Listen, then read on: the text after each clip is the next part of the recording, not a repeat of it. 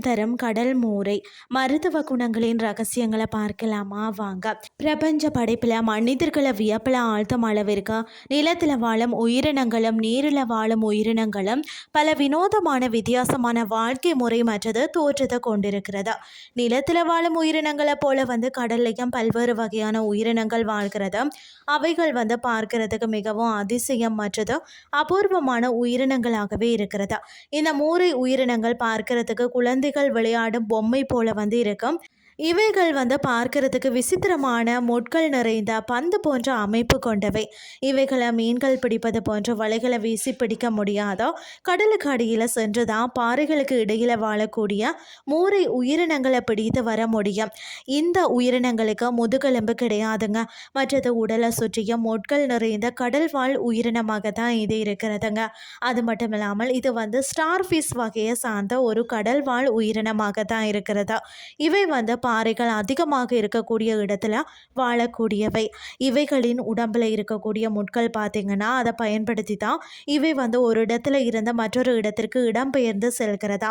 இந்த மூரை உயிரினம் பார்த்திங்கன்னா உணவுப் பொருளாக கடல் தாவரங்கள் மற்றது சின்ன சின்ன மிதவை நுண்ணுயிர்களை சாப்பிட்டு உயிர் வாழ்கிறதா.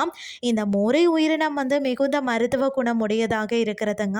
இதில் அதிக அளவு பார்த்திங்கன்னா புரோட்டீன் உள்ளதால் சதைகளை ரிப்பேர் செய்து உடலுக்கு நன்மை தருகிறதா. மற்றது ஆண்மை குறைபாடு உள்ளவர்கள் இவற்றை சாப்பிடுவதன் மூலம் விந்தணு எண்ணிக்கை இயற்கையாகவே அதிகரிக்கிறதுங்க. மேலும் பார்த்திங்கன்னா இவற்றை உண்பது புண்களை குணப்படுத்தவும் உதவுகிறதா. இவை நோய் எதிர்ப்பு சக்தியை அதிகரிக்கும், இரத்த ஓட்டத்தை சீர் செய்ய உதவுகிறது. இவைகளை உட்கொள்வது மூல நோய்க்கு மருந்தாக பயன்படுகின்றன. இந்த வகை மூரை உயிரினத்தை உடைத்து பார்த்திங்கன்னா உள்ளே இருக்கக்கூடிய மஞ்சள் நிற சதை போன்ற பகுதியாக இவற்றின் உண்ணக்கூடிய பகுதியாக இருக்கிறதா. இவை கடலில் வாழக்கூடிய தேவையற்ற களைகளை சாப்பிடுவதால் தான் கடல் சுற்றுச்சூழலை சுத்தமாக வைத்திருக்க இவை பெரிதும் உதவுகிறதாம். இவை உலகிலும் சுமார் 950 வகையான கடல் ஆர்ச்சின்கள் கடலில் காணப்படுகின்றது. இவைகளுடைய இனப்பெருக்க முறையானது பார்த்திங்கன்னா ஆண் பெண் மூரைகள் முட்டைகளை கடலில் ஒன்றிணைந்து நிகழும் ஒரு வெளிப்புற அதாவது கருவுறுதல் முறையாகும். அதாவது இந்த மூரை உயிரினங்களை அப்படியே சாப்பிடலாம், இல்லைன்னு சொன்னால் குழம்பு அல்லது பொரியல் செய்து கூட சாப்பிடலாம். இவற்றில் அதிக அளவு நன்மைகள் நிறைந்திருக்கிறதுனே சொல்லலாம்.